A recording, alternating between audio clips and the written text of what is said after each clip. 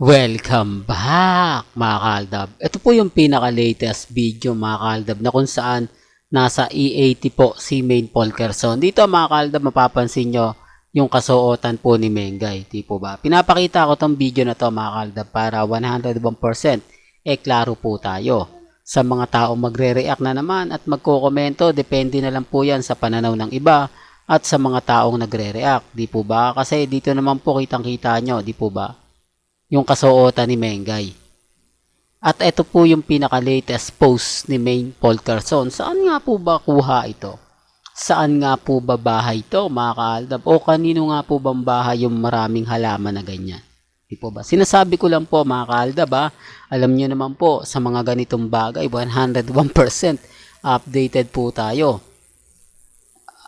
Ito, for the record lang po sa mga taong dumadaan at bumibisita po sa channel ko, yung mga baguhan. Itong channel po ni Mr. Destiny, wala po ritong pilitan. Hindi po ako namimilit na, kumbaga, yung ibig kong sabihin na mamilit po sa mga nanonood, sa mga viewers ko, sa mga followers ko na maniwala po kayo. Kumbaga, ang sa akin lang po, binibigyan ko lang po kayo ng update. Depende na lang po sa inyo kung ano po yung magiging senaryo po mga kaaldab. Gaya nga po ng pinapakita kong post na to na kung saan ito talaga po yung bahay na pinagagawa po talaga nila. Gusto ni Mengay at ni Alden yung maraming mga halaman. Di po ba? Pansin nyo po ba yung live streaming ni Alden sa kanyang Instagram? Yung nagsabing na hindi siya makakapunta sa Itbulaga tapos kinabukasan nasa Itbulaga siya. Di po ba? Sa Instagram po ni Alden Richards yun. Patunay lang po yan mga kaaldab. At respeto na lang po sa mga magkokomento. Yan o, yung pinaka, di po ba ako mga kaaldab, wala pong pilitan ha. Ang sa akin lang po yung background na titignan nyo.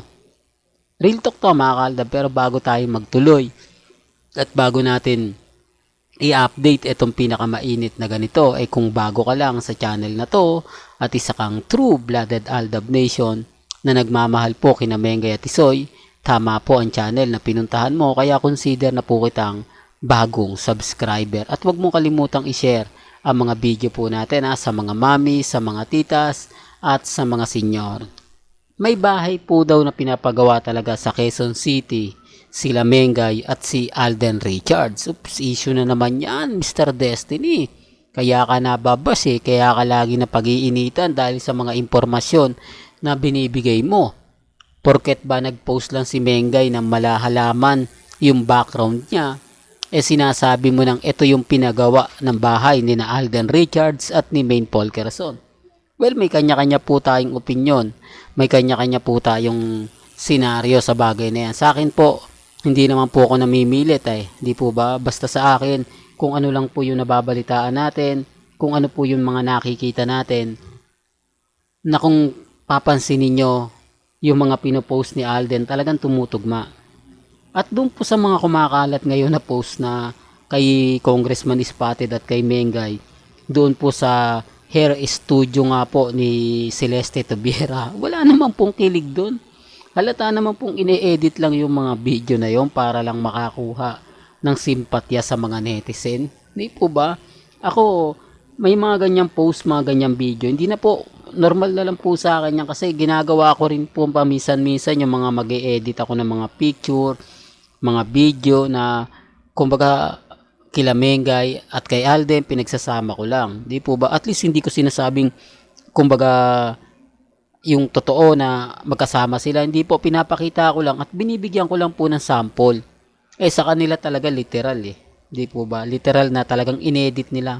May kita nyo naman po si Mengay nakahiga na, ginugupitan na, wala yung simpleng pagdating, yung tipong nagba-vlogs, di po ba? Pagdating mo dun sa bahay, yung talagang pipicturean mo o bibidyohan mo hanggang sa matapos. Hindi, wala pong ganun Yan po yung sinasabi ko sa mga nanonood at kumbaga tumitingin po sa channel natin at sa mga website.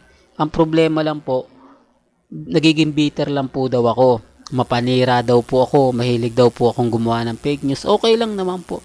Sabi ko nga, pagdating sa mga bagay na ganyan, bahala na po sila. Di po ba? Basta sa akin kung ano lang yung latest, kung ano lang yung trending, dun lang po ako. Di po ba? Bagamat maraming bumabati ko sa akin, maraming nagsasabi ng ganito, maraming nagsasabi ng ganyan, okay lang. Basta ang importante lang kung ano yung latest, kung ano yung trending, dun lang po tayo. At wag po kayong basta-basta maniniwala sa mga pinapakalat po nila. Sabi ko nga po sa inyo, nandito si Mr. Destiny para basagin po sila.